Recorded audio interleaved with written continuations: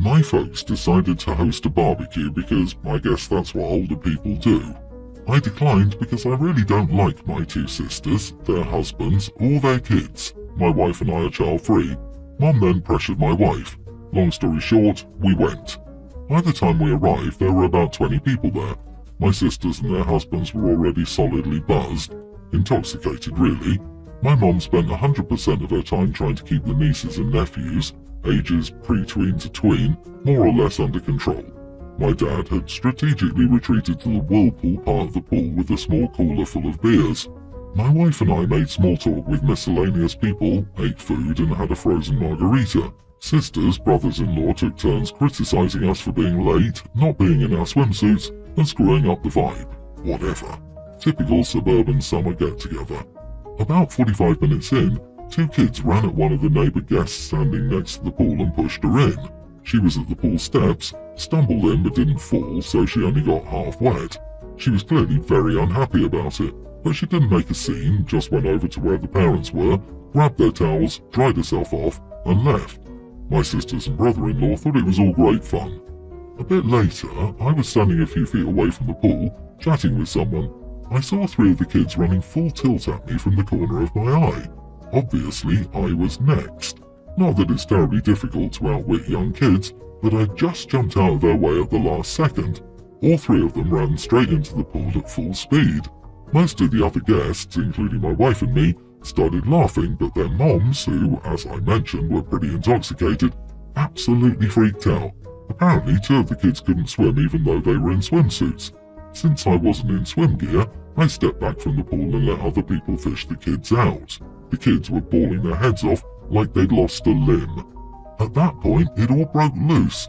The four intoxicated parents were yelling at everyone in general, and me in particular, for nearly letting their kids drown, and also because two of the kids had been videoing the trick using their parents' iPhones, which were now at the bottom of the pool. One of my brothers-in-law got into the pool to try and retrieve the phones, but his BMI and BAC made that impossible. No one else volunteered to help, which was unsurprising given that my sisters were still yelling at everyone. I told my sisters it was their job to watch their kids, and that if anything had happened to them, it would have been their responsibility, not mine. There were some pretty strong words on both sides. My wife and I left after the other brother-in-law fell over and face-planted while yelling at us. Now they're saying I should have let the little idiot knock me into the pool and have their fun, and ruin my phone. So, am I the idiot? Side note, Dad of course never got out of the whirlpool. Not the idiot, the kids messed around and found out. If the parents' phones got ruined in the process, that's on them for not controlling their little terrors. I can see why you avoid family get-togethers. Hopefully, next time your wife won't allow herself to be guilted into making you go. Either way, Dad was the smart one. He knew what was going to happen. Gee, I wonder why the OP doesn't like them. They sound absolutely charming. If they're anything like my parents, the mom brings it upon herself, planning the whole thing and enabling her precious grand angels despite Dad's protests, then plays the victim when things go horribly wrong. Camping in the whirlpool is one giant "I told you so." Maybe you and your wife can have your dad over to your place next time. I'd party with him 8 days a week. Dad was probably like, "Martha, I'd like to enjoy my retirement. I don't want to entertain a bunch of intoxicated idiots and noisy kids." The parents knew their kids couldn't swim and took them somewhere with deep water and weren't watching their kids. And they were intoxicated, rendering them less able to react quickly if something did happen, which is a pretty likely outcome of hyped-up kids running around a pool area, even without the silly pushing game, which adds another layer of what can go wrong. Your siblings and their partners are morons, and they're raising the next generation of brats we'll all have to deal with. If those kids have any chance of not growing up to be, well, what their parents are, it's you teaching them the lessons their parents won't by absolutely slam-dunking on them just like this whenever you get the chance. And every time anyone complains, you should tell them all that. Stand firm. I have 4 siblings, and my 2 brothers have refused to talk to each other mostly for the past 2 years. I'm getting married in a few months, and there's literally 1 week before then they will all be in town, and my brothers agreed that we could have a family dinner, and they both come and be on their best behaviour. My brother Owen's only stipulation is that my brother Greg's girlfriend, Joni, doesn't come. The reason Owen doesn't want Greg's girlfriend there is part of the reason they haven't talked. This is due to Owen's wife, Tracy, being very upset with Joni still over an episode when Tracy had my youngest niece. Joni babysat for their other child, and they'd apparently made arrangements that Joni would continue to do so for the newborn as well after Tracy was done with maternity leave. However, there was some kind of miscommunication where Joni thought that Owen and Tracy were going to be paying her more money, and Owen and Tracy thought she'd be getting the same rate. So, a week before Tracy gave birth, Joni literally just stopped showing up without giving them time to find anyone else. This blew up into a huge fight that involved other pre-existing tensions with Owen and Greg. I thought this seemed fair because Tracy is technically now part of the family while Joni isn't. However, Greg got very mad about this because he said Joni is his family at this point, and if she can't come, then Tracy shouldn't be able to either. The problem is that Owen will refuse to come if Tracy can't, but Greg said he'd come anyway, so I asked him if he couldn't just take one for the team this once, and now he's really mad at me. Am I the idiot? You are the idiot. Your brother and his wife tried to seriously scam Joni to work underpaid. Would they think they could put both of their children into daycare but just pay for one child? Joni stood up for herself, and your brother and his wife are playing victims. And you are all totally out of line, acting like Joni is in the wrong here. Playing favourites like this will make Greg cut you all off. I hope you're prepared for that. I agree, but Joni just not showing up was not appropriate. Bailing without giving the other couple some notice so they can find a replacement a week or so before the birth is an idiot move. But it's not OP's place to sort this out. The two couples need to figure this out. I don't for 1 second believe that Joni didn't warn them. Thinking about it, she stopped showing up a week before the birth, so it's not like she was babysitting both and then was blindsided by the pay and then stopped working. It was before, so that means they obviously had a conversation about it. There's no way it's planned out like Tracy is claiming. It sounds like Joni quit when she found out they wanted her to watch an infant essentially for free. They couldn't even give her the courtesy of informing her of their insane expectations. Was she supposed to provide them with 2 weeks' notice or something? OP, so obviously your fiancé isn't invited either then, since according to your definition, he's not family yet, correct? You are the idiot because you're not choosing to exclude Joni because you think her behaviour over the kid and babysitting situation was wrong, but because she and your brother aren't married. I can't stand people who measure the validity of a relationship by whether or not the couple is married. Fantastic point. Fiancé shouldn't be invited either.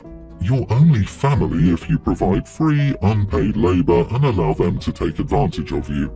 Always amazing how many idiots you can find in a single family. I, 24 female, have been with my boyfriend, 25, for 3 years. We visit his mom and stepdad every month, and they're very nice people, but my boyfriend's stepdad makes jokes that have made me uncomfortable for years. They're always of an inappropriate nature, but it's always about the boyfriend and me as a couple. Like if we show up a little later than expected, he'll cut off any expectation with a comment like, "Oh, I know what you guys were doing." That example is tame, but they never get too graphic. I've told my boyfriend I don't like this, and he says he doesn't either, but it isn't worth hurting his stepdad's feelings because he means well, he's just awkward. We spent the night at their house Saturday, and on Sunday morning, I had apparently gotten some toothpaste on my shirt. As soon as he said, "What do you have there on your shirt?" I knew exactly where he was going with it, and I just said, "Well, it could have been your grandkid." He made a gagging sound and left the room. The boyfriend's mom said nothing but followed him out. My boyfriend asked what the heck was wrong with me, and I said he was literally about to make the joke. I just went harder because I'm tired of it and wanted him to know how it feels to be made uncomfortable like that for once. We left within an hour, and it was a very awkward goodbye and ride home. My boyfriend thinks what I said punished everyone by making them all uncomfortable, and I should just ignore stepdad's immature behaviour. Not the idiot. A true joke lover would have high-fived you, pulled boyfriend aside, and said it's time to talk marriage. What's good for the goose must be good for the gander, unless we aren't dealing with geese, just squawking idiots. Stepdad outed himself as just being a bully. Well played. If the boyfriend is upset when stepdad is offended and not the reverse, think about that. If stepdad's jokes are funny, then why would your joke on the same level not be funny? Everything should be held to the same standards. Next time, feel free to start naming the kids too. I agree. The boyfriend really needs to understand what is inappropriate and what isn't. and whether it makes you uncomfortable, because if he doesn't care, that will be a problem in the future. If it happens again and he doesn't support you, take that as a red flag and ditch him. I, 34 female, have kids, young male grammar school age and male and female toddlers, with my husband Luke, 32. Luke's family goes on a big trip in the summer holidays with the kids in a big Airbnb. Usually it's our family, Luke's 3 brothers and their families, and not his sister Anna, 29. Anna never wanted to come before as she was single, and she said there are too many kids for her to be around, 11 kids from the 4 families, and she wouldn't enjoy the activities except for the kids and couples. Anna has been dating Dave, 33, for the past year, and Dave has a son, Sam, tween. I met Dave at a family function with Anna. At our last family dinner at my house, Sam threw a tantrum over not liking the food and tried pulling the tablecloth off the table, spilling food and pushing plates to the floor and breaking some of my tableware. Sam also kicked my older son and tried teaching some of the younger kids swear words. Anna and Dave apologized and were very embarrassed by Sam's behavior and helped clean up. However, neither of them tried disciplining Sam, who ran away with his phone given to him by his mom and watched videos while everyone else was cleaning up. I've met Sam 8 times, and all have been negative experiences. Anna told me that Dave is scared of his ex-wife, so he won't override her parenting, and she doesn't believe in saying no to Sam. Every time Anna tries saying something to Sam, he just reminds her that she is not his real mom.